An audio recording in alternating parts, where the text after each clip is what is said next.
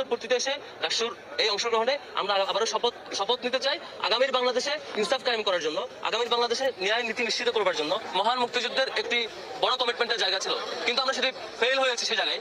আজকে বিজয়ের 54 বছর পূর্তিতে আমরা সাভারে এখানে ডাকসুর পক্ষ থেকে আমরা আসছি, ডাকসুর বিপিন নেতৃত্বে ডাকসুর সম্পাদক বৃন্দ সহ সকলে এসে আমরা আসছি। আমাদের আজকে যে জায়গা, এখানে একটা কমিটমেন্ট নেওয়ার জায়গা, সেটি হচ্ছে বিজয়ের 54 বছর পার হওয়ার পরও আমরা 1971 সালে মহান মুক্তিযুদ্ধের রক্তক্ষয়ী একটি সংগ্রামের মধ্যে, যুদ্ধের মধ্যে দিয়ে যে স্বাধীনতা লাভ করেছিলাম, সেবার আমাদের কমিটমেন্ট ছিল আমরা ইনসাফের একটি বাংলাদেশ গড়ব, যেখানে মানুষেরা আজাদি পাবে, মানুষেরা তাদের কথাগুলো বলতে পারবে, মানুষের রাজনৈতিক স্বাধীনতা থাকবে, মানুষের সমান অধিকার, মানুষের যে প্রাপ্য অধিকার সেটি নিশ্চিত হবে।